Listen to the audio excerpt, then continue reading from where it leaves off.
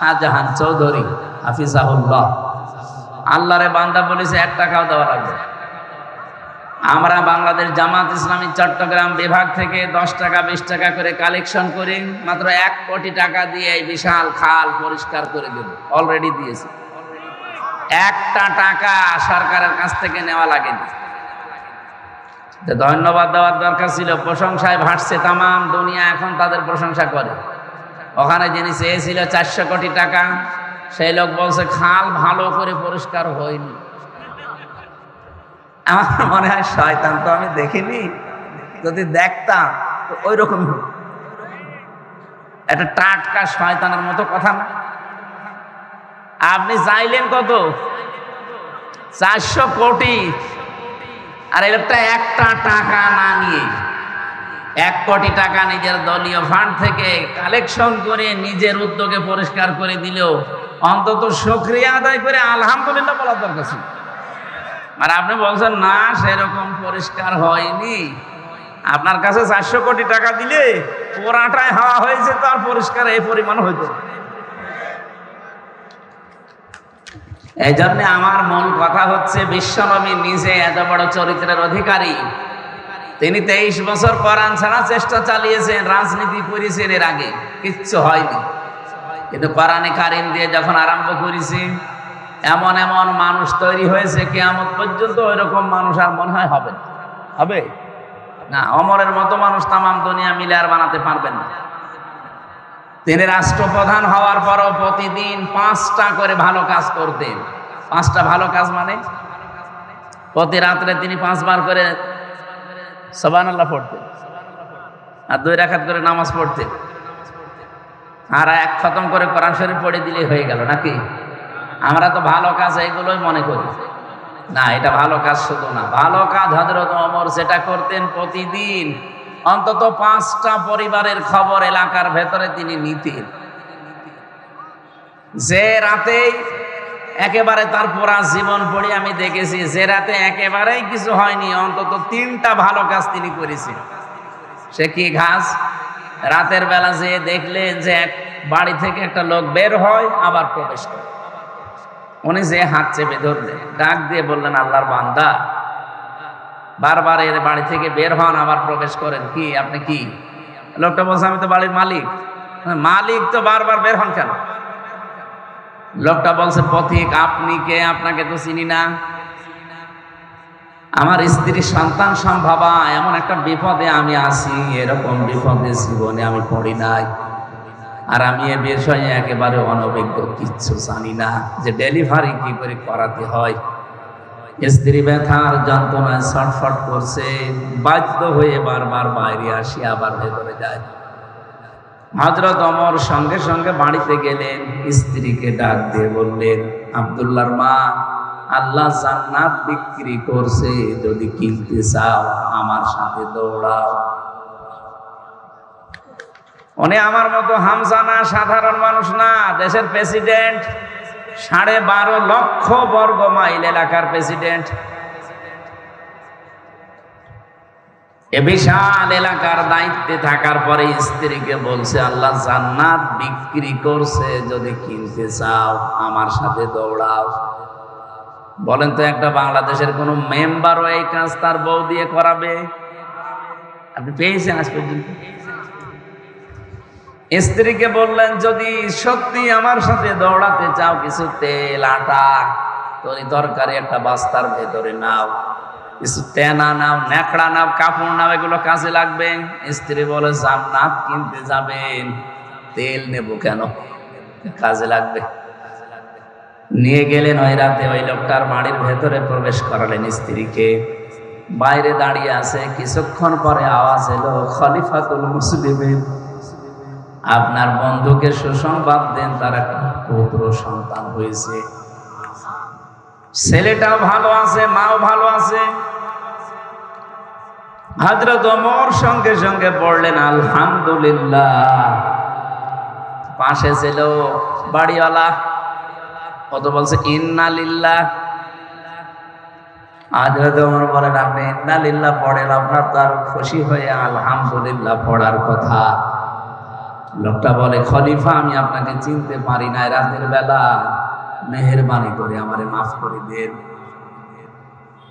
বাড়ি থেকে কিছু টাকা নিয়ে এসে লোকটাকে খলিফার হাতে দিয়ে বলে, এই টাকাগুলো ওই যে রাতের বেলা যে নার্স নিয়ে এসেছিলেন, যে মহিলা নিয়ে এসেছিলেন সেবিকা, ওই মহিলাকে দিয়ে দেবেন। হযরত ওমর বলে, ভাই রাতের বেলা যে মহিলাকে নিয়ে এসেছে আপনার স্ত্রীর খেদমত করানোর জন্য, ওটা পেশাদার নার্স না, ওটা সেবিকা না, ওটা ধাত্রী না, ওটা আমার নিজের স্ত্রী, ও টাকা দেওয়া লাগবে না।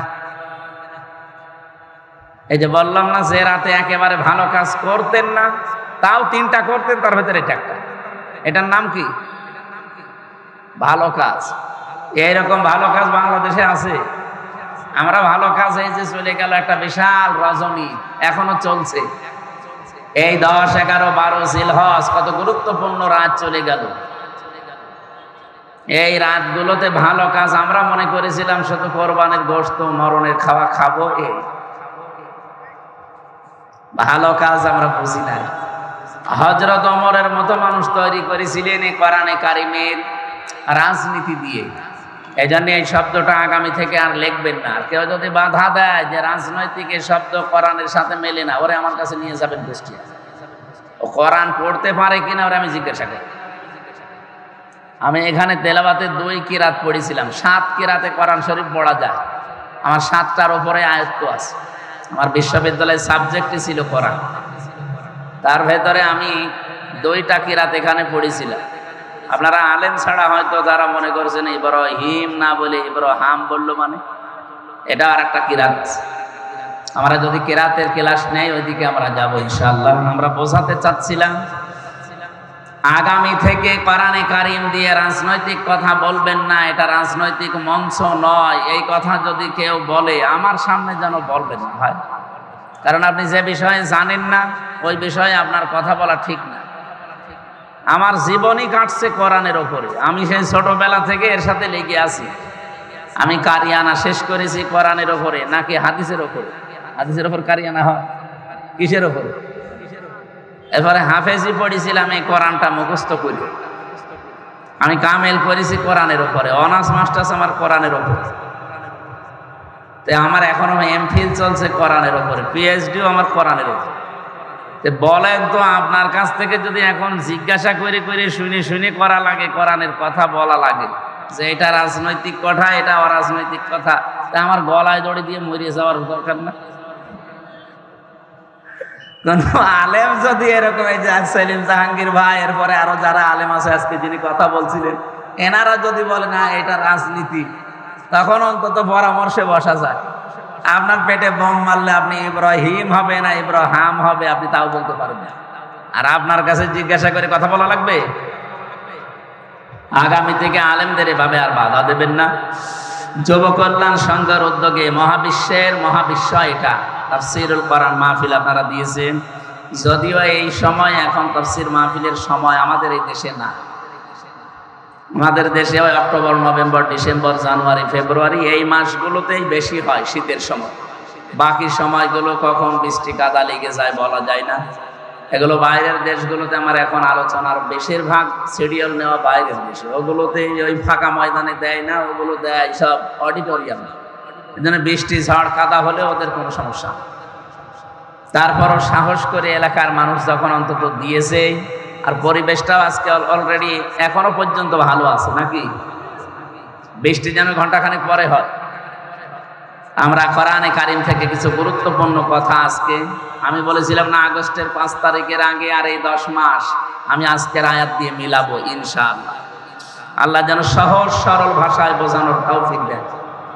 3 বছর জেলখানার আমার যতটুকু ধারণা আছে মনে আছে, 3 বছরের ভেতরে প্রত্যেক দিন তাহাজ্জুদ আমি যতদিন পড়েছি আমার এই দোয়াটা ছিল প্রতিদিন নফল নামাজের সেজদায় গিয়ে, সে আল্লাহ বাইরে যদি কোনোদিন যেতে পারি, কোরআনের কথাগুলো সহজ সরল ভাষায় তোমার বান্দা বান্দীদের সামনে বলার সুযোগ করে দিও, যেন আমি বোঝার আগে তারা বুঝে ফেলে।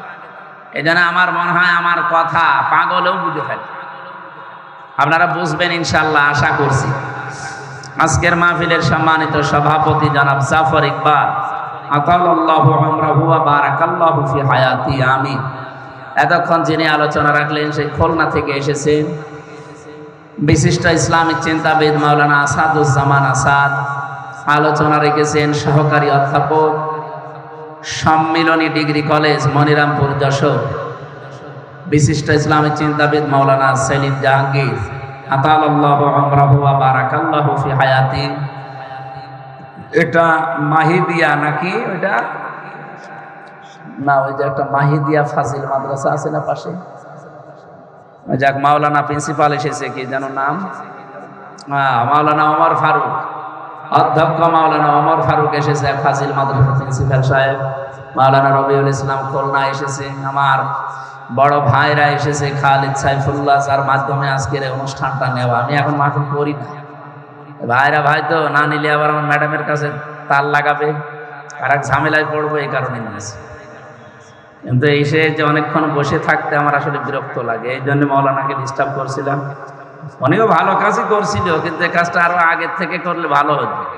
অভ্যাস নেই তো আমার, এই আসলেই উঠে পড়ি সব জায়গায়, এখানে এসে বসে থাকতে একটু বিরক্ত লাগছে। আপনারা আবার অন্য কিছু মনে করেননি তো? আমি মাওলানাকে বুঝিয়ে নেবো ইনশাআল্লাহ। টাকা পয়সা আপনারা কি করবেন? কবরে নিয়ে যাবেন? ওনারা যে উদ্দেশ্যে চাচ্ছিল, আশা করছে আপনারা এলাকায় ওদিকে একটু খেয়াল করবেন।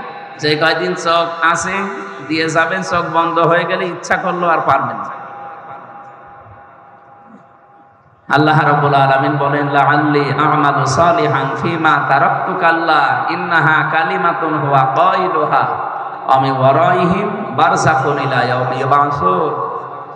এই লোকটা কিয়ামতে যখন আমার সামনে দাঁড়াবে, আমাকে বলবে, আল্লাহ একটা বার সুযোগ দাও, শুধু যাব দুনিয়ায় আর যত ভালো কাজ আছে সব করব। আল্লাহ বলেন না, ক্বালা কাইলুম মিনহা, এটা তো তোমার কথার কথা, এরকম কথা বহু বলেছো, একটা কথাও রাখো না। সুতরাং এরকম কথার কথা আমি আর শুনতে চাই না, আর পাঠানো হবে না। এবার একটা জগৎ আছে তোমার জন্য, বারজাখের জগৎ। কিসের জগৎ? এই বারজাখের জগতে প্রবেশ করো, এখানে থাকো, কিয়ামতের দিন তোমাকে আবার তোলা হবে। বলেন ওই সময় আপনি যতই হাই হতাশ করেন, আফসোস করেন, কাজ হবে? এই জন্য এখনই সতর্কবাণী উচ্চারণ করে দিলাম আল্লাহর পক্ষ থেকে। আশা করছি যতদিন চোখ ভালো আছে, বন্ধ না হয়, আল্লাহর এই ঘরের দিকে খেয়াল করবে।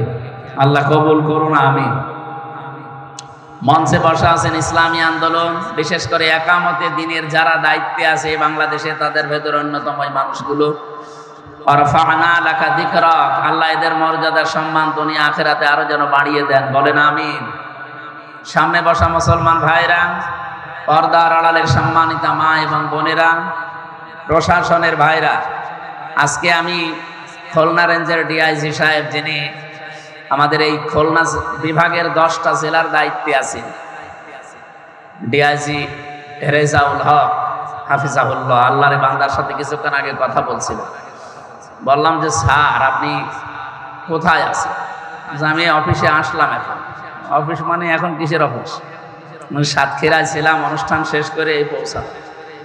তার মানে প্রশাসনের, পুলিশের বিশেষ করে দায়িত্ব 24 ঘন্টা, ওদেরকে 8 ঘন্টা ডিউটি। এই কথা বললেন না? ডিউটি কয় ঘন্টা? 24 ঘন্টা। এরপরও ওদের কোনো দাম নেই। ওই আগস্টের 5 তারিখের আগে যা করে রেখেছে ওই বদনামি চলছে। ওই সময় তো আর পুলিশ ছিল না, ওই সময় আর একটা নাম ছিল, পুলিশ লীগ। কি ছিল? এখন যদি তারা থাকে, ও খুব কষ্টে আছে।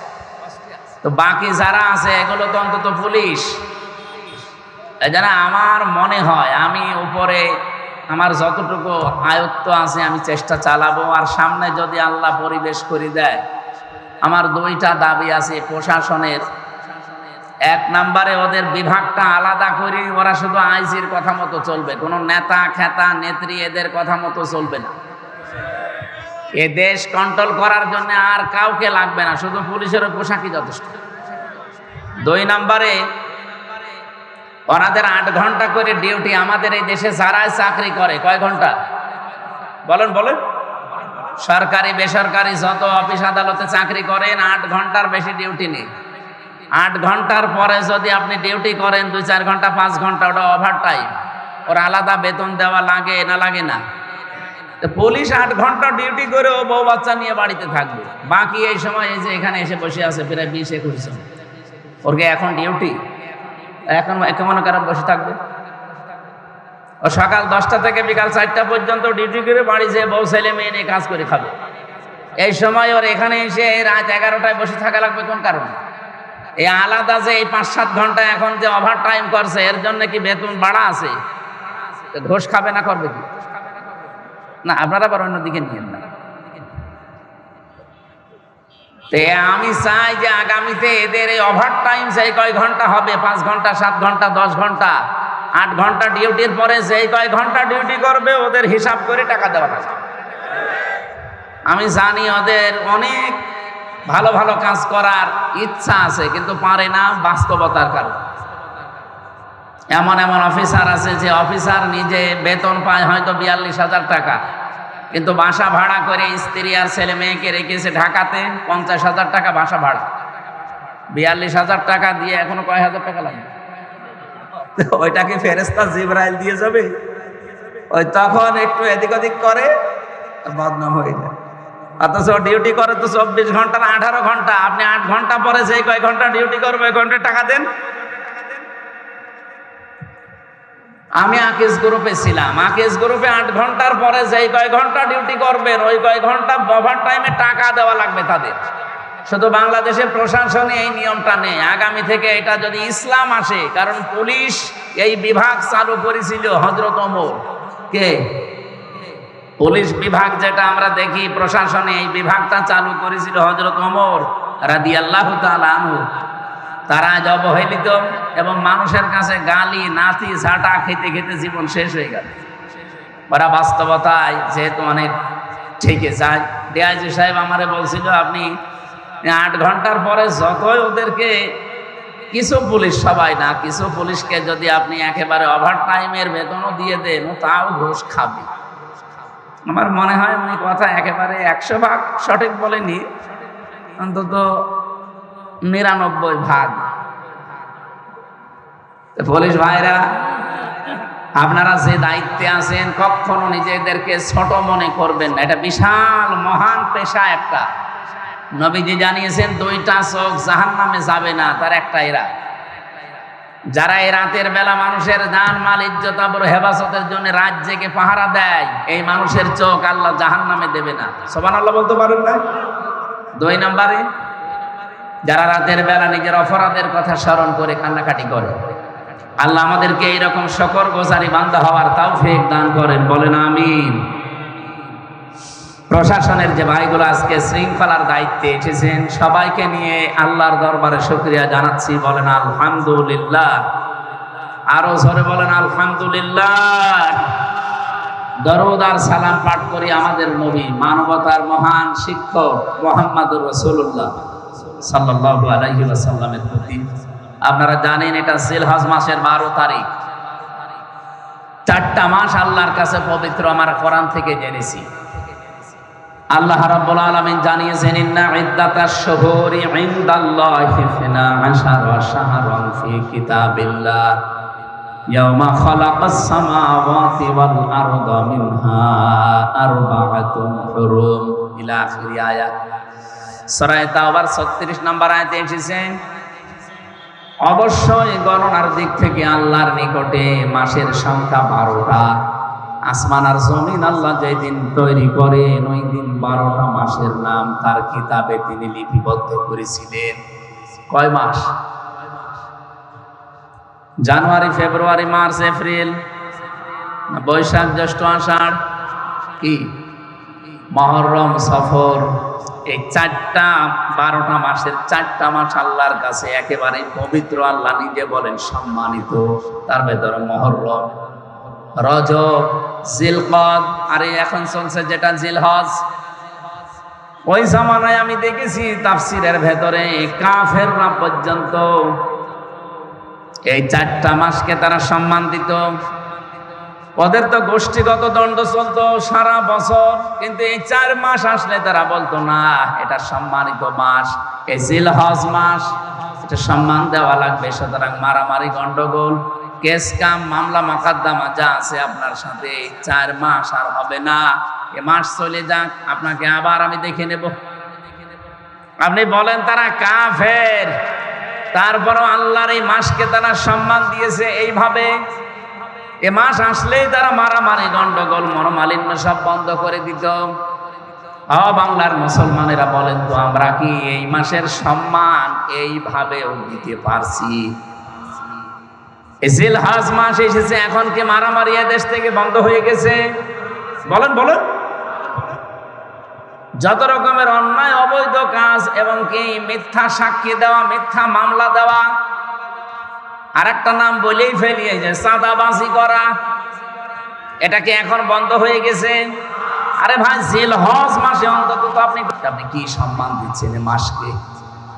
এ মাসে এসেছিল আজকে 12 তারিখ, আর মাত্র 18 দিন পরে মাসটা চলেও যাবে, তো আপনি কি দিলেন? যালিকা ওয়া মান ইউআযযিম শাআইরাল্লাহি ফাইন্নাহা মিন তাকওয়াল কুলুব। আল্লাহ বলেন এটা আমার বিধান। মানুষের ভেতরে যাদের আল্লাহর ভয় কাজ করে, যাদের অন্তরে তাকওয়া আছে, তারা আমার নিদর্শনগুলোকে সম্মান দেয়। তাহলে এই জিলহজ মাস এই নিদর্শন কার? এই মাসের সম্মানে 18 দিনে আপনারা আরম্ভ করবেন।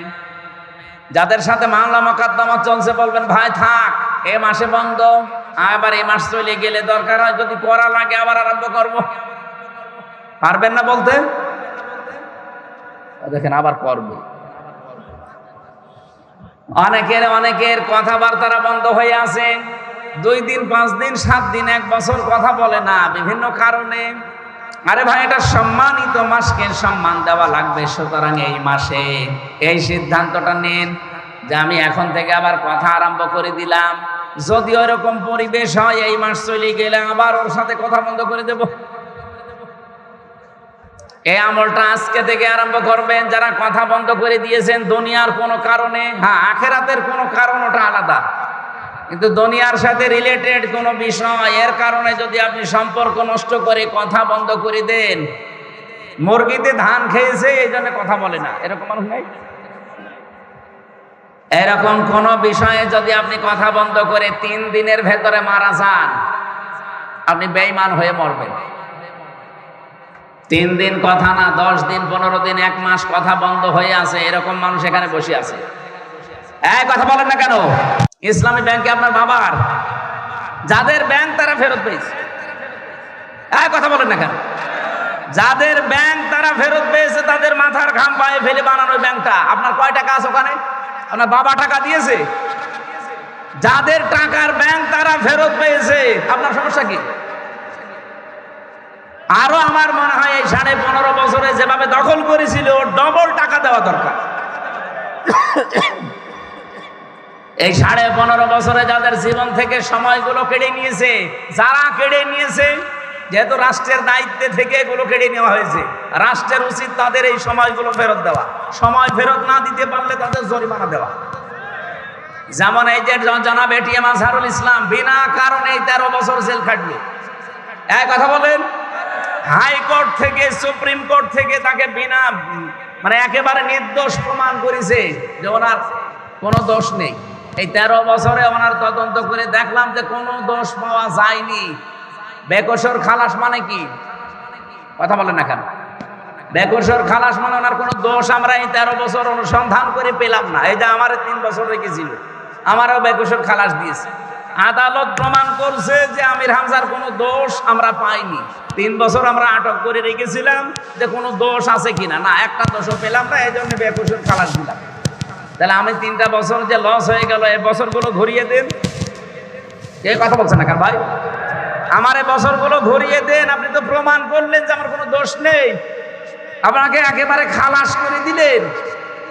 তাহলে আমার 3 বছর ফেরত না দিতে পারলে আমার 3 বছরে যত ক্ষতি হয়েছে ওই ক্ষতিপূরণ দেওয়া লাগবে। এই জন্যই তো আমরা চাই আজহারুল ইসলামের ক্ষতিপূরণ, কারণ ওনাকে বিনা কারণে আপনি 13 বছরে রেখে কিছুই প্রমাণ করতে পারেননি। শেষ পর্যন্ত বললেন উনি বেকসুর খালাস। আমার একটা কথা যদি মিথ্যা হয়, বানানো হয়, অন্য কোনো উদ্দেশ্যে হয় বলেন, আমি আপনাকে এখনই পুরাটা শেষ করে দেব। যেহেতু রাষ্ট্রে যারা, সেদিন ওসি সাহেব, যেটা আমার মামলার আয়ু ছিল, মাদারীপুরে বাড়ি, কল দিয়েছিল, বলছে হুজুর মাফ করে দিয়ে। আমি মাফ তো করে দেওয়ার জন্য আমি রাজি আছি, কিন্তু আমার টাকা ফেরত দিন। আপনি যে 3টা বছরে কতটা, সেদিন ওসি সাহেব, যেটা আমার মামলার আয়ু ছিল, মাদারীপুরে বাড়ি, কল দিয়েছিল, বলছে হুজুর মাফ করে দিয়ে। আমি মাফ তো করে দেওয়ার জন্য আমি রাজি আছি, কিন্তু আমার টাকা ফেরত দিন। আপনি যে 3টা বছরে কতটা, না না এই তো ভেজাল, এই জায়গায় তো কিছু হলে কাবা শরীফে চলে যাচ্ছে, গিলাপ ধরে কান্নাকাটি করছে। অপরাধী যারা, তারা অপরাধ স্বীকার করবে, তার কাছে অপরাধ করেছে যার কাছে। আরো আসতে বলেন। এই 15.5 বছরে যারা দায়িত্বে ছিল, তারা অপরাধ করেছে না করেনি? আপনার কাছে যদি নাও করে, আমার কাছে করেছে, কারণ আমার এখন 33 বছর বয়স। 18 বছর থেকে আমি ভোট দিতে যদি আরম্ভ করতাম, 3 বার ভোট দিতে পারতাম। 18 থেকে 33 কত হয়? 15 বছরে 3 বার ভোট হয়। আমি 3 বার ভোট দিতে পারতাম, একবারও পারি নাই। তা আমার এই অধিকারটা যে আপনি নষ্ট করলেন, আমার হক যে আপনি মেরে খেলেন, আর এখন যদি আপনি বলেন আল্লাহ আমারে মাফ করে দেন, আপনার মাফ হবে কি করে? আপনি তো আর আল্লাহর কাছে দোষ করেননি, আপনি ভোট মেরেছেন হামজার। বলেন। ভেতরে থাকাকালীন একটা ওসি ছিল আমার সাথে, 8 বছর তার জেল। উনি একদিন আমার কাছে এসে বলছে, হুজুর আমি একটা তাওবা করেছি, দেখেন তো আমার তওবা হয়েছে কিনা। কি তওবা? যে নির্বাচন গেল, রাত 12টার পর থেকে আমার দল লোকজন নিয়ে আমি ভোট কাটা আরম্ভ করলাম। বাক্সগুলো ভর্তি করে জায়গা মতো পাঠিয়ে দিলাম। ফজরের আজান হওয়ার পরে আমরা সবাই ওযু করলাম, গোসল করলাম, পাক পবিত্র হয়ে 2 রাকাত তাওবার নামাজ পড়লাম। এরপরে বললাম আস্তাগফিরুল্লাহ, আমার এই তাওবা হয়েছে না। এটা ইয়ার কি? কারণ আপনি তাওবা করছেন আল্লাহর কাছে, আপনাকে দোষ আল্লাহর কাছে করেছেন, আল্লাহ ভোট দেবে? যাদের ভোটগুলো কেটে কেটে বাক্স ভর্তি করে পাঠিয়ে দিলেন, এই মানুষগুলোর কাছে আগে মাফ চাওয়া লাগবে। কারণ অপরাধ যার কাছে স্বীকার করবেন। আপনার জন্য একটা দুঃখের সংবাদ আছে, কারণ আপনার 8 বছর জেল, কমপক্ষে 5 বছর আপনার জেল খাটা লাগবে। কারণ এই যে 9 মাসে বছর, তো 5.5 বছর আপনাকে জেল খাটার পরে যখন আপনি বাইরে যাবেন, যে দেখবেন বহু হামজা মরে গেছে। কি কথা বলেন না কেন? কত হামজাকে আপনি পাবেন না, কত হামজার বউকে পাবেন না, তারা অলরেডি মরে গেছে। আপনি তাদের কাছে মাফ চাবেন কি? বলেন, এই 15.5 বছরে কত মানুষ ভোট না দিয়ে তার এই অধিকার, এটা অধিকার না? এই অধিকারটা আপনি না দেখাতে পেরে মরে গেলেন। যারা এই অবৈধভাবে ক্ষমতায় ছিলেন, এটা তো অবৈধভাবেই থাকা, কারণ আমি নিজে বলছি আমারটা আপনি নেননি, আপনি অবৈধ। আরে অবৈধভাবে থাকার কারণে আপনি অবৈধ সুখ পেয়েছেন না পাননি? একটা এমপির আন্ডারে যত কিছু বাজেট হয়, আমি যতটুকু লেখাপড়া করছি বাংলাদেশ সম্পর্কে, আমি যা দেখছি, এগুলো যদি সঠিকভাবে ব্যয় করা হয়, একেবারে বন্যার পানির মতো জোয়ারে ভেসে যাবে। কিন্তু শয়তানরা তো ব্যয় করে না। 25-26টা হাত বদল হতে হতে যদি 3 কোটি টাকা বাজেট হয়, 300 টাকার কাজ হয়, বাকিগুলো সব আল্লাহর ওলিরা খেলতেন। কয়েকদিন আগে আমি মালয়েশিয়া ছিলাম। ওখানে যেই দেশে যাই, মালয়েশিয়া, সিঙ্গাপুর, থাইল্যান্ড, ইন্দোনেশিয়া, এই যে বাহরাইন, সবগুলো দেশে আমি ঘুরলাম। ওরা মাহফিলে নিয়ে যায়। যে দেশে যায়, আগে আমার দলে হোটেলে ওই তো প্রায় 20 তলা, 30 তলা, 40 তলা হোটেল। লেফট দিয়ে নিচে নেমে আসি, মেহমান খানা সেখানে ওই যে নিচে বসে আছে, ওখানে যে একটু চা নাস্তা করবো, দেখি আল্লাহর ওলি বসে আছে। না কি আপনি এখানে কেন? হুজুর আমি আগেই পালিয়েছি। কবে? 3 তারিখে। আমি জানতাম যে দেশের অবস্থা ভালো না, এই জন্য আগেই পালিয়েছি। পালিয়ে থাকেন কোথায়? এই যে 8 মাস 9 মাস হয়ে গেল, কোথায় থাকেন? এই হোটেলে। আপনি যেন কাউকে বলবেন না। আজ 8-9 মাস আছি, খুব কষ্ট করে, বাইরে যেতে পারি না। আপনি বাইরে যেতে পারেন না কেন? আপনার তো 620টা বাড়ি শুনেছি। কত? 620টা বাড়ি তার। একজন মন্ত্রী ছিল, চট্টগ্রামে বাড়ি, থাকতে পারে না। ওই দেশেও তার বাড়ি আছে, সাহেব পাড়া বানিয়েছে, কিন্তু তালা লাগানো। আমাকে যে নিয়ে গিয়েছিল বসে, দেখেন হুজুর সাহেব পাড়া, এটা সব তালা লাগানো, থাকে না, সব হোটেলে থাকে। আমি বললাম যে আপনি যান না কেন বাড়িতে? বলে বাড়ি যেয়ে মার খাবো। বাংলাদেশের 20 লাখ বাঙালি এখানে কাজ করে, যদি আমারে দেখে পিটিয়ে ভর্তা বানিয়ে ফেলে। বাইরে যাব, খুব কষ্ট করে আসি এখানে। আমারে শেষে বলছে হুজুর দোয়া করেন। কিসের দোয়া? আপনার জন্য দোয়া আসবে আমার? আপনি দেশটা ফোকলা করে ফেলেছেন, আর এখন দোয়া চাচ্ছেন আমার কাছে। আপনার জন্য দোয়া আমির হামজা না, আমির হামজার বাপ না, কাবা শরীফের ইমাম করলেও কাজে লাগবে না, কারণ আপনি তো আর আল্লাহর কাছে অপরাধ করেন, আপনি অপরাধ করেছেন 18 কোটি মানুষের কাছে। এরকম অবৈধভাবে যারা চেয়ারে ছিল, বলেন অবৈধভাবে চেয়ারে বসে থেকেই শেষ, না অবৈধ সুখ পেয়েছে? অবৈধ সুখ পাইনি। আমি একটা আয়াত বলছি, দেখেন তো কোনদিন পড়েছেন কিনা। ফাইন্না মাআল উসরি ইসরা, ইন্না মাআল উসরি ইসরা। কোনদিন চিন্তা করেছেন আয়াত নিয়ে? আল্লাহ পাক বলেন ফাইন্না মাআল উসরি ইসরা। এবার একটু তাকান, উসরুনের আগে আল্লাহ আলিফ লাম দিয়েছেন, নির্দিষ্ট করে দিলেন, এটা মারিফা। কিন্তু ইসরার আগে আলিফ লাম দেয়নি, এটা অনির্দিষ্ট নাকেরা। আমি আয়াতটা পড়ার পরে এই যে জেলখানায় যে চিন্তা করলাম, কারণ 3টা বছর ধরে আমরা তালাবদ্ধ ভাবে এক ঘরের ভেতরে ফাঁসির কন্ডেম সেলের ভেতরে রেখেছিল, কোনো কাজ নেই, কাম নেই। কোনো আয়াত পেলেই ভাবতাম যে দেখি এখান থেকে তথ্য বের করা যায় কিনা। চিন্তা করলাম আল্লাহ উসরুনের আগে আলিফ লাম দিয়ে নির্দিষ্ট করলেন, পরের শব্দ ইসরার আগে দিলেন না কেন? আবার এর আগে আল্লাহ মা দিয়েছেন, এর আগে আবার ইন্না দিয়েছেন। যারা এখানে আরবি গ্রামার বোঝে ওনাদের জিজ্ঞাসা করেন, ইন্না শব্দটা আল্লাহ গ্যারান্টি দেওয়ার জন্য ব্যবহার করে, মার পরে উসরুন ইসরা। আমি শব্দের দিকে খেয়াল করে মিলিয়ে দেখি, হ্যাঁ এটা তাফসিরে ফি জিলালিল কোরআনের টিকা, এই ব্যাখ্যাটা উনি হালকা দিয়েছেন সাইয়্যিদ কুতুব রহমাতুল্লাহ আলাইহি। উনি বলেন কোন মানুষ যদি পৃথিবীতে একটা কষ্ট সহ্য করে, কয়টা? বলেন বলেন। একটা কষ্ট যদি কোনো মানুষ দুনিয়ায় সহ্য করে, আর ওই কষ্টটা যদি হয় 3টা কারণে, এটা ফি জিলালিল কোরআনে পাবেন টিকায়। একটা কষ্ট আপনি যদি দুনিয়াতে সহ্য করতে পারেন, আর ওই কষ্টটা যদি হয় 3টা কারণে, তাহলে একটা কষ্টের জন্য ইসরা যেহেতু মারিফা না, এটা নাকেরা, আল্লাহ কমপক্ষে 10 থেকে 70টা শান্তি, সুখ, কল্যাণ, সহজ বিষয় আপনাকে দুনিয়া আখিরাতে দান করবে। না আপনি বুঝেছেন কিনা আমি জানি না। আপনি যদি কষ্ট পেয়ে থাকেন কয় কারণে? বলেন বলেন। কষ্ট পেলে আপনি সুখ পাবেন তা না।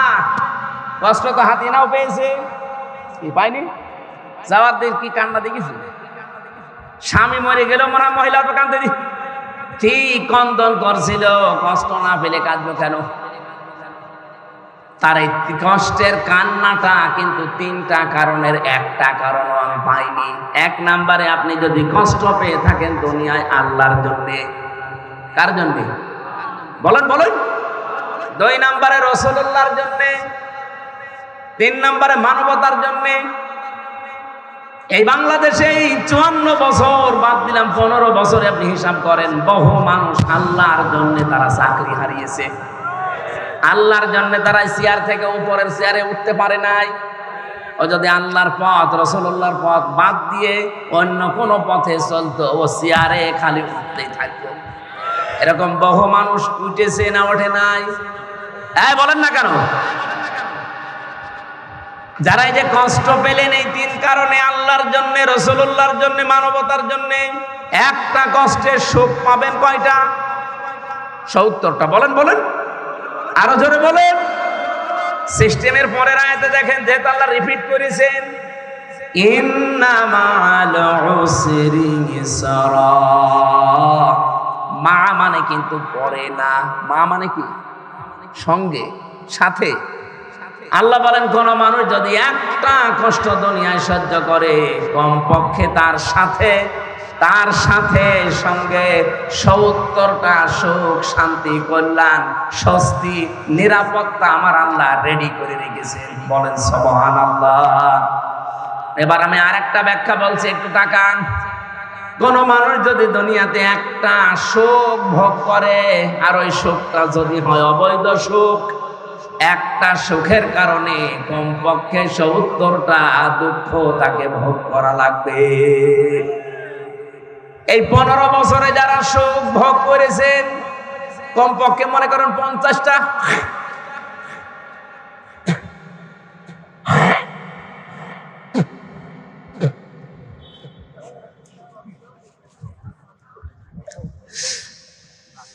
যারা অবৈধ সুখ ভোগ করেছিলেন এই 15 বছরে, আপনি হিসাব করে বলেন 50টা সুখ আপনি ভোগ করেছেন। সুখ বোঝেন?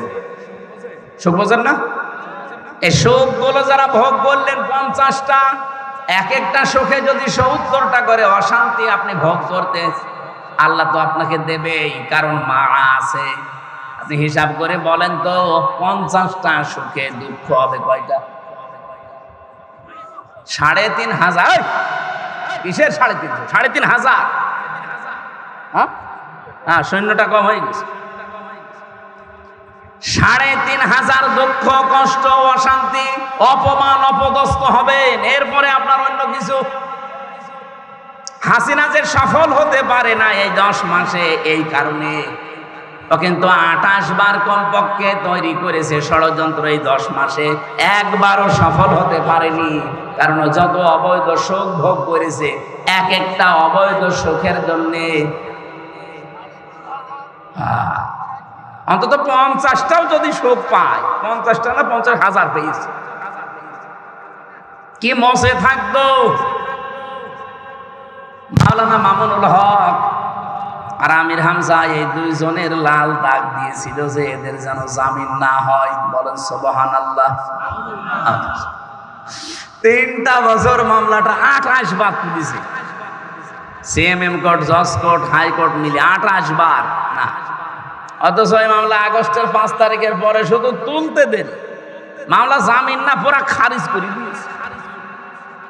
আমি খাস কামরায় গিয়েছিলাম জজের, যে বললাম, মাননীয় জজ সাহেব, আপনি 3 বছর তো আপনার কাছে মামলা ছিল, তখন তো আপনি কিছু বললেন না, আর আজকে বলছেন যে এই মামলায় তো কোনো মাল ম্যাটারেস নেই, কি দিয়ে বিচার করবো, যা খারিজ করে দিলাম।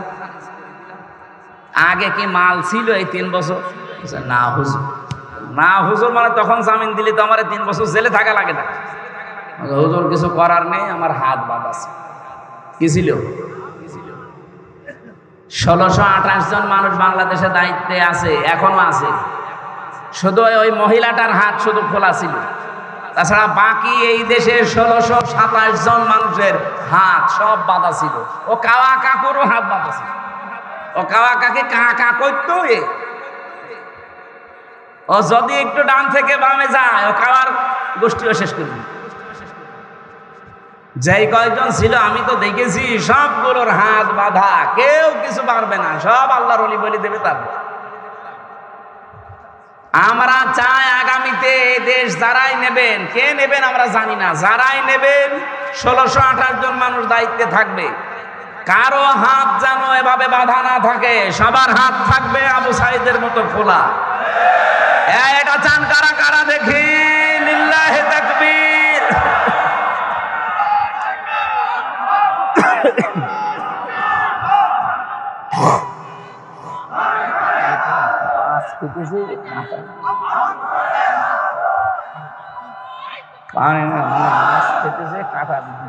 এই জন্য ঝামেলা হচ্ছে।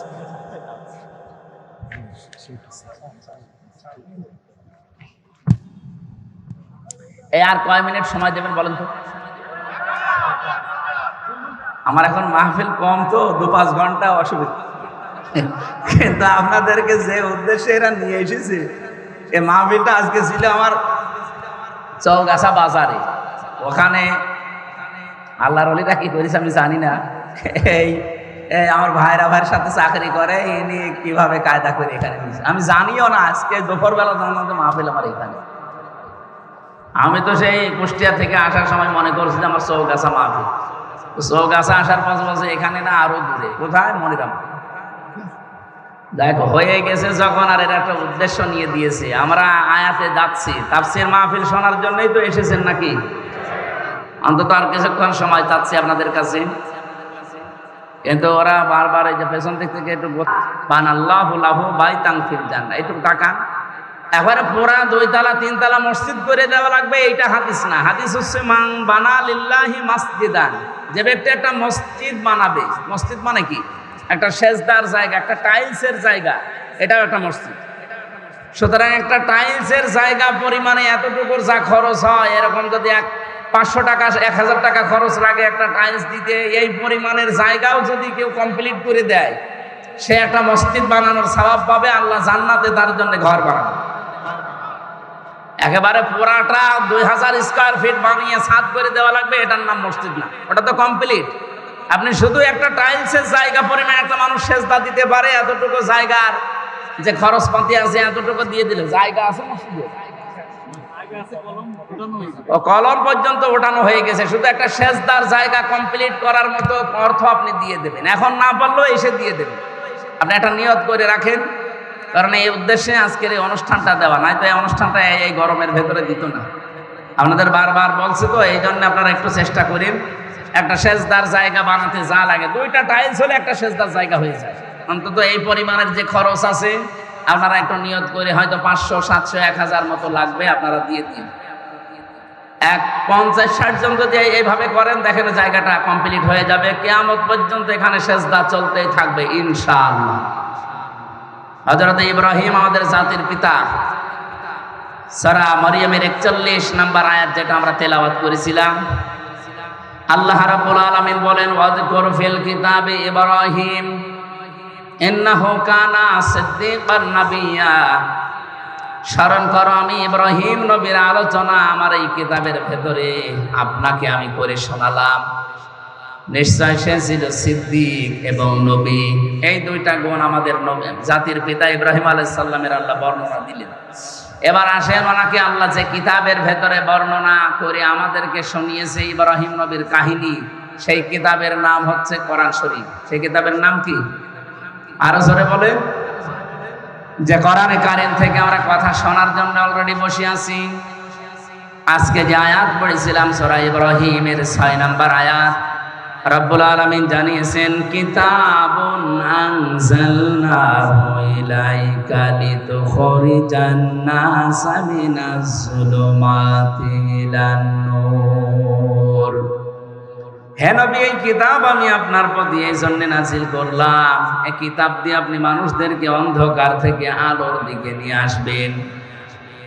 তাফসীরে মুফাসসিরিন ইকরাম ব্যাখ্যা করেছেন, এখানে যুলুমাত বহু বচন দিয়ে আল্লাহ বুঝিয়েছেন দুনিয়ায় যত শিরিক, বেদাত, কুফর এবং মানুষের তৈরি করা আইন কানুন আছে, সব আল্লাহর ভাষায় অন্ধকার। আপনারা জ্ঞানী মানুষ, বিচক্ষণ মানুষ, বুদ্ধিমান মানুষ, একটু বুদ্ধি কাজে লাগান, মাথাটা ঠান্ডা করে কাজে লাগান। দুনিয়ায় যত শিরিক আছে, বেদাত আছে, কুফর আছে, এগুলো আল্লাহর ভাষায় সব অন্ধকার। বিশেষ করে মানুষের তৈরি করা আইন আর কানুন, এগুলো সব অন্ধকার। এখান থেকে চলে যাবে, এখান থেকে মানুষদেরকে বের করে তিনি আলোর দিকে নিয়ে এসেছিলেন। এখানে আলো বলতে যে বিষয়টা আমরা তাফসিরে পেয়েছি, তার নাম ইসলাম। জোরে বলেন সুবহানাল্লাহ।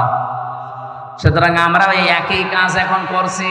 আল্লাহর কসম, আমরা এই দেশে যারা একামতে দিনের দায়িত্ব মন থেকে পালন করি, আর এই কাজে যারা জড়িত আছি, তারাও মানুষদেরকে অন্ধকার থেকে বের করে আলোর দিকে, ইসলামের দিকে আমরা আনতে চাই।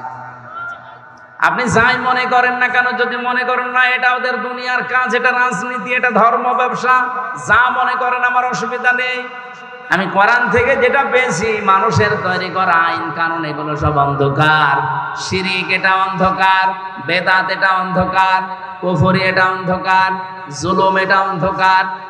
এখান থেকে মানুষদেরকে বের করে আমরা আলোর দিকে, ইসলামের দিকে নিয়ে আসতে চাই। শান্তির ধর্ম যেটা, ومن يبتغي غير الإسلام دينا فلن يقبل منه وهو في الآخرة من الخاسرين। আল্লাহ পাক বলেন, পৃথিবীতে কোনো মানুষ যদি ইসলাম বাদ দিয়ে অন্য কোনো ধর্ম, অন্য কোনো নিয়ম নীতি, অন্য কোনো দিন তালাশ করে, সে জীবনেও আল্লাহকে খুশি করতে পারবে না, এমনকি তার জীবনের কোনো ইবাদত বন্দেগী কবুল হচ্ছে না, হবে না। বলেন নাউজুবিল্লাহ। আশা করছি এই কথাটা আপনি অন্তরে গেঁথে বাড়ি নিয়ে যাবেন। ইসলাম বাদ দিয়ে কোন নিয়ম নীতি মেনে আল্লাহ পর্যন্ত যাওয়া সম্ভব না, সে যে নিয়ম নীতি হোক। আল্লাহ পাক বলেন, আমার এই কিতাবের ভেতরে ইব্রাহিম নবীর কাহিনী তোমাদেরকে শোনালাম। এক নম্বরে তিনি সিদ্দিক ছিলেন। সিদ্দিক কাকে বলে? আমরা বাংলাদেশে অনেকেই মনে করি সিদ্দিক মানে যে সত্য কথা বলে সে সিদ্দিক না। শুধু সত্য কথা বললে মানুষ সিদ্দিক হয় না। শুধু সত্যবাদীদের সাথে থাকলেই সিদ্দিক হওয়া যায় না। সিদ্দিক হচ্ছে সত্যকে সত্য জানার পর যারা দ্বিধাহীন চিত্তে সব কিছুকে পেছনে ফেলে যারা মেনে নিতে পারে, এরাই আল্লাহর কাছে সিদ্দিক। আর সত্যকে সত্য জানার পরে অনেকে দুনিয়ার ফেরেবে পড়ে মানতে চায় না। সত্যকে সত্য জানার পরে অনেকে বিভিন্ন প্রভাব প্রতিপত্তি, বিভিন্ন কারণে তারা সত্যকে গ্রহণ করতে চান না। আপনার বিবেকে কি বলে আসলে সত্য কোনটা আপনি কিন্তু বুঝে ফেলেছেন, আপনি জানেনও। এরপরও বিভিন্ন পিছুটানের কারণে যারা মানতে চান না, গ্রহণ করতে চান না, আপনি যতই সত্য কথা বলেন সিদ্দিক হতে পারবেন না।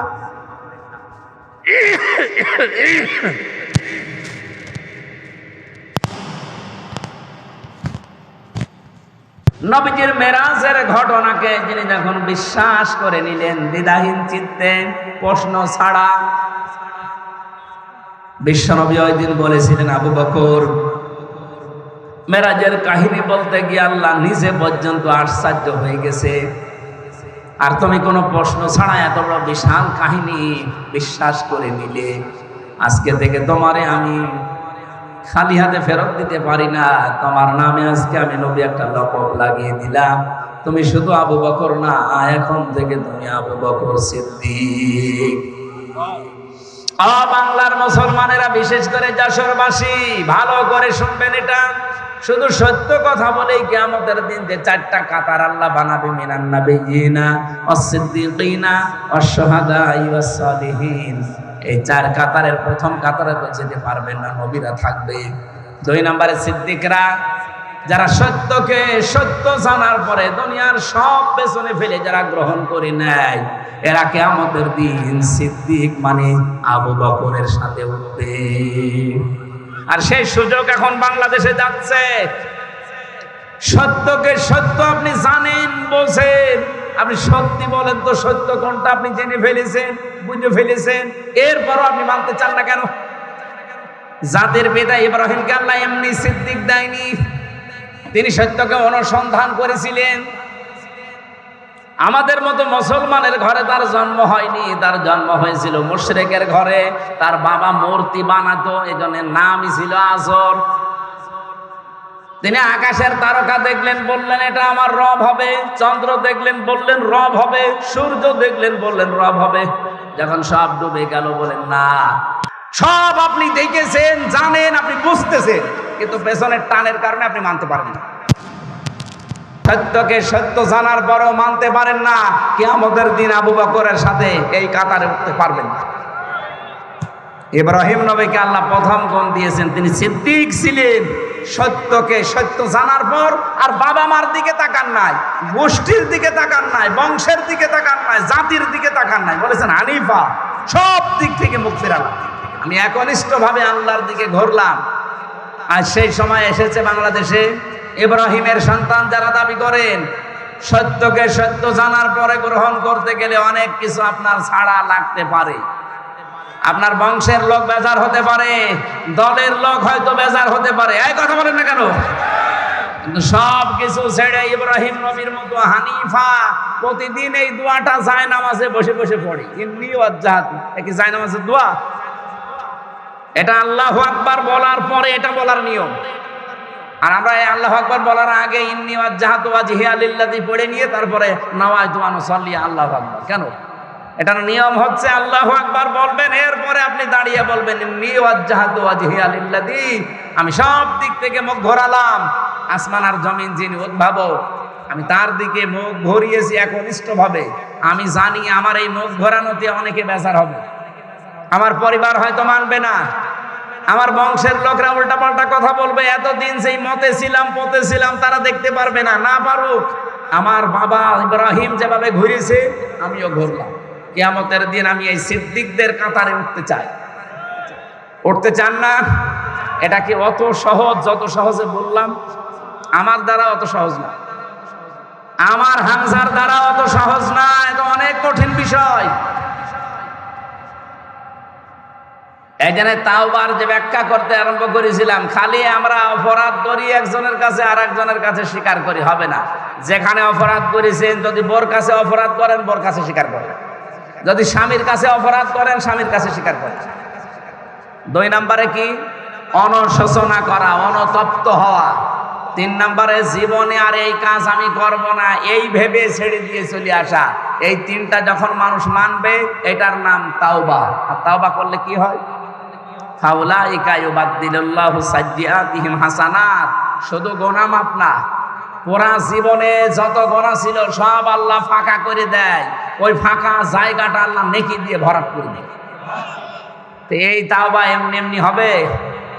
এখন সেই সুযোগ চলছে, আশা করছি আপনি এই তাওবা করবেন। এতদিন যাই করেছেন, যার কাছে যে অপরাধ করেছেন যদি সুযোগ থাকে তার কাছে যে স্বীকার করে নেবেন, মাপ চাবেন।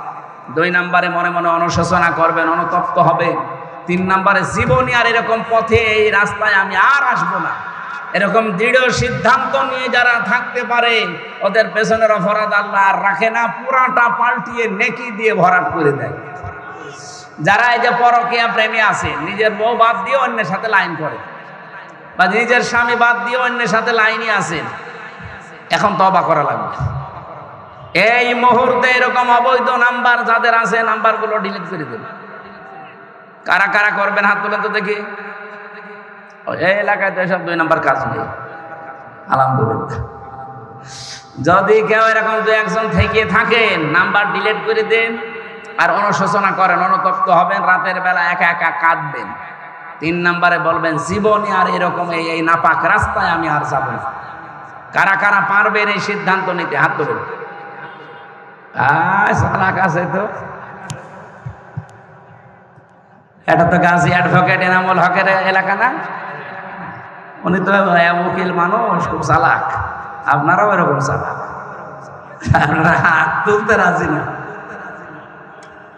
বাংলাদেশের যতগুলো মানুষ, আমার মনে হয় যতগুলো মানুষ এই দেশে লেখাপড়া জানা মানুষ যারা এমপিতে দাঁড়িয়েছে সারা বাংলাদেশ মিলে, সে যে দল থেকে, যদি আপনি 100 জনের তালিকা করেন এই 300 এমপির ভেতরে অ্যাডভোকেট গাজী এনামুল হক তার ভেতরে অন্তত 100 জনের ভেতরে 1 জন এরকম একটা যোগ্য মানুষ এই জেলায় এবং কি এই থানায় বাড়িও না, এই মনিরামপুরের সন্তান। আল্লাহ রাব্বুল আলামিন সে তাকে যদি ওই জায়গা পর্যন্ত পৌঁছিয়ে দেন আপনাদের মাধ্যমে, এই যে আইন বিশেষজ্ঞ, সারা জীবন আইনের ব্যবসা করছে, আইন সংক্রান্ত বিষয়গুলো তার ভালো আয়ত্ত আছে, সে কাজ করতে পারবে এবং সে সুযোগ আল্লাহ যেন আপনাদের মাধ্যমে তারে করে দেন, বলেন আমিন। সম্মানিত ভাইরা, আমরা 2 নম্বর গুণ পেয়েছিলাম নবী ইব্রাহিমের। তিনি শুধু সিদ্দিক ছিলেন না, তিনি নবী ছিলেন। কি ছিলেন? নবী মানে কি? নবী শব্দটা নাবা থেকে এসেছে।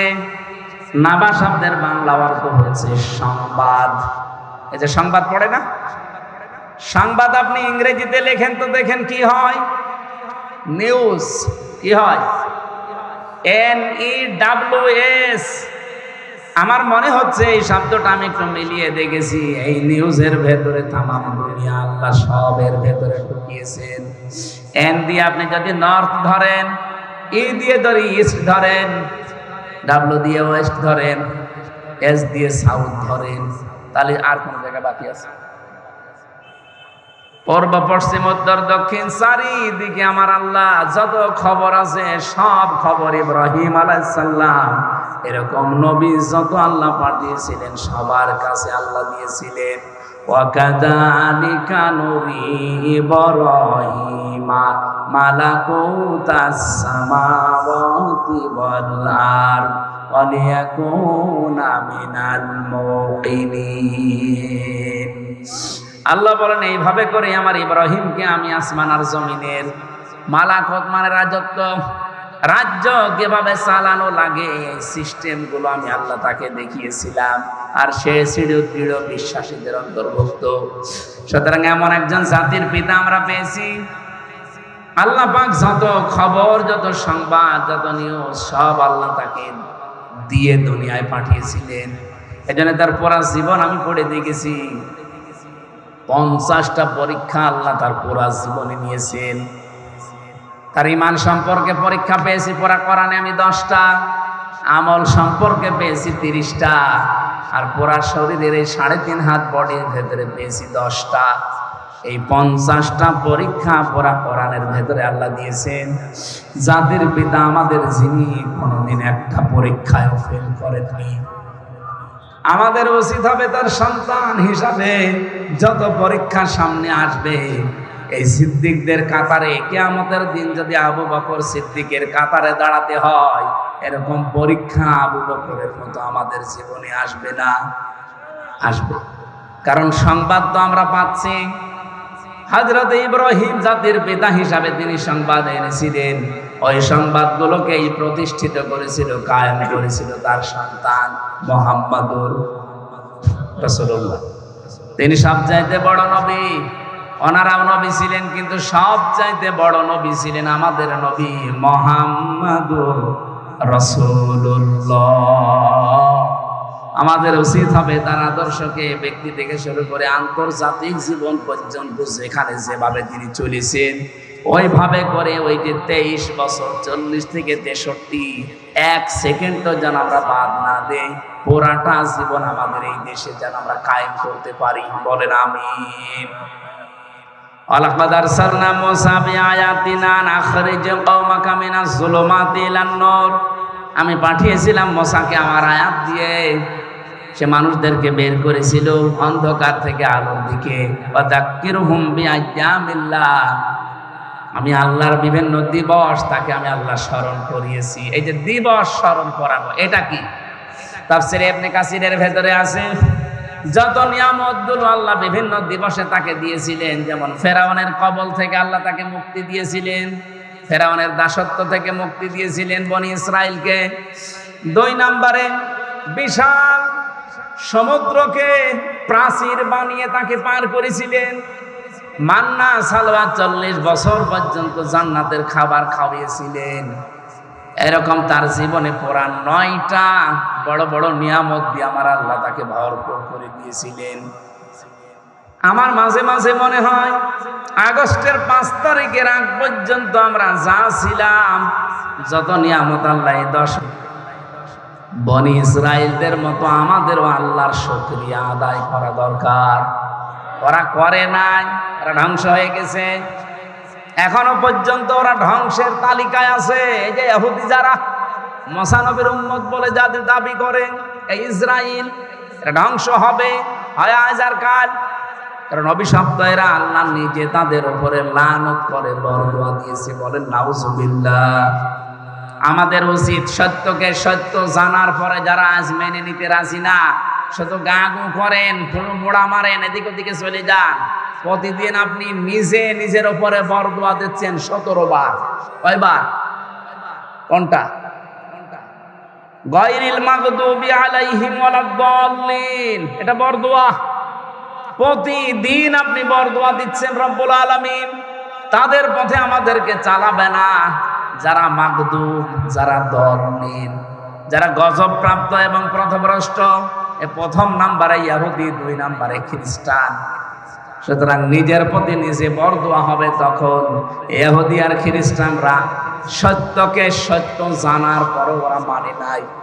আমাদের নবী সত্য, ওরা ইনজিলে পড়েছে, ওরা তাওরাতে পড়েছে, তারপরও জানার পরও মানে নাই, হিংসা করে আর অহংকার করে। আজ বাংলাদেশে বহু ইহুদি আর খ্রিস্টানদের ঠিক ওই রকম চরিত্রের মানুষই আছে। সত্যকে সত্য জানার পরেও যারা মানতে চায় না, গ্রহণ করতে চায় না, তারা নিজেরাই নিজেদের ওপরে নামাজে দাঁড়ালে বর্জা দেয়। আশা করছি আপনি কথা বুঝেছেন। এইরকম চরিত্র যেন বানাবেন না। নবী যে সংবাদগুলো নিয়ে এসেছিলেন, ওই সংবাদগুলো বাস্তবে আমাদের প্র্যাকটিক্যাল লাইফে আল্লাহ সেট করার তৌফিক দিন। মা বোন যারা এসেছেন, আপনাদের জন্য ওয়াজ হচ্ছে 5 ওয়াক্ত নামাজ যেন গাফেলতি না করে সময় মতো পড়বেন। রমজান আসলে রোজা রাখবেন, নফল রোজা যদি পারেন। মাসে সপ্তাহে 2টা আছে, এরপরে মাসে 3টা আছে। এই যে জিলহজ মাসের 1 থেকে 9 তারিখ 10 তারিখ পর্যন্ত, আরাফাতের দিবস পর্যন্ত রোজা ছিল। মুহররমের 10টা রোজা আছে। এই সমস্ত রোজাগুলো আসলে সময় পেলে, সমর্থ থাকলে, শরীর ভালো থাকলে করবেন। স্বামী যাদের আছে জায়েজ কথাগুলো মেনে খুশি রাখবেন, না জায়েজ কথা মানার দরকার নেই।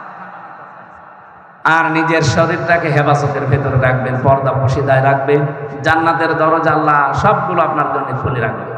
আল্লাহ আমাদেরকে আয়াত থেকে যে শিক্ষাটা দিতে চেয়েছিলেন, যতগুলো নিয়ামত আমরা পেয়েছি, এই সমস্ত নিয়ামতগুলো যেন সামনে বনি ইসরাইলদের মতো না হয়ে আমরা যেন মুহাম্মদ রাসূলুল্লাহর উম্মত আবু বকরের মতো হতে পারি। জোরে বলেন আমিন। আল্লাহুম্মা আমিন। লা ইলাহা ইল্লা আনতা সুবহানাক ইন্নী কুনতু মিনাজ জালিমিন। লা ইলাহা ইল্লাল্লাহু ওয়াহদাহু লা শারীকা লা, লাহুল মুলকু ওয়া লাহুল হামদু ওয়া হুয়া আলা কুল্লি শাইইন কাদির। আল্লাহু আকবার, আল্লাহু আকবার, লা ইলাহা ইল্লাল্লাহু, আল্লাহু আকবার, আল্লাহু আকবার, ওয়া লিল্লাহিল হামদ। রব্বুল আলামিন যশোর জেলার মনিরামপুরের দিকে তাকাও। কোরআনে কারিমের কিছু কথা গভীর রজনী পর্যন্ত আমরা শুনেছি। রাত গভীর হয়ে গেছে, যেন আমি শেষ করে দিয়েছি। যতটুকুই বললাম এই আয়াত থেকে, আল্লাহ কিয়ামতের দিন আবু বকর সিদ্দিকের কাতারে আমাদের দাঁড় করিয়ে দিও। এই আয়োজনে যারা শরীক হয়েছে এদেরকে মাফ করে দাও। যত মানুষ দূর দূরান্ত থেকে এসেছে, নারী আর পুরুষেরা, আল্লাহ আমাদেরকে আবু বকর সিদ্দিকের মতো বানাও। মেয়েদেরকে তুমি খাদিজাতুল কুবরার মতো বানিয়ে দাও। এলাকায় মাটির নিচে যারা ঘুমিয়ে আছে এদেরকে ক্ষমা করো। বিশেষ করে তোমার ঘর এখানে প্রতিষ্ঠা করার জন্য যারা উদ্যোগ নিয়েছে, যেইভাবে তাদের নিজের টাকা অর্থ সম্পদ গুলো তোমাকে দিয়েছে, মেহেরবানি করে ঘরের ওসিলায় কবুল করে নাও। তোমার হাবিব জানিয়েছে, মান বানা লিল্লাহি মাসজিদান, কোন মানুষ যদি একটা মসজিদ বানায়, এখানে আমি ব্যাখ্যায় পড়েছি, মসজিদ মানে একটা সেজদার জায়গাকেও মসজিদ বলা হয়। একটা টাইলসের জায়গা দেওয়ার জন্য যারা নিয়ত করেছে, আল্লাহ 700-800-1000 টাকা হলে একটা মানুষ সেজদার জায়গা তৈরি করে ফেলতে পারে। এতটুকু সামর্থ্য যাদের দিয়েছো, যারা এই নিয়ত করে আছে, এদের নিয়তকে তুমি কবুল করে না। জান্নাতে এদের জন্য একটা ঘর তুমি বানিয়ে দিও আল্লাহ রাব্বুল আলামিন। আজকে যার মাধ্যমে এসেছি, তোমার এই গোলামকে কবুল করে নাও। আমি নিজে অসুস্থ, জালেমের কারাগারে 3টা বছর আমি না খেয়ে খেয়ে অসুস্থ হয়ে গেছি। মেহরবানি করে আমার এই সুস্থতায় ফিরিয়ে দাও। আমার আগের মতো শরীর বানিয়ে দাও, কণ্ঠ তুমি ফিরিয়ে দাও। কোরআনের কথাগুলো সহজ সরল ভাষায় বলার তৌফিক দাও। আগামীর বাংলাদেশটা তুমি কোরআনের হাতে তুলে দাও। প্রশাসনের যে ভাইগুলো এসেছে, আল্লাহ নিজেদের মা বাবা, আত্মীয় স্বজন, স্ত্রী পুত্র ছেড়ে বাংলার বিভিন্ন প্রান্তে যারা দায়িত্ব পালন করে, এদের দায়িত্বটা ইবাদত হিসাবে কবুল করে নাও। এই মনিরামপুর থানার ওসি, টিওনো, এ জেলার এসপি, ডিসি সহ যারা দায়িত্বে আছে, প্রশাসনের সকলের উপরে তোমার রহমত নাযিল করো আল্লাহ। বারাকাল্লাহু লানা ওয়া লাকুম ফিল কোরআনিল আযীম। জীবনের শেষ কথা যেন বলতে পারি, লা ইলাহা ইল্লাল্লাহু মুহাম্মাদুর রাসূলুল্লাহ। আসসালামু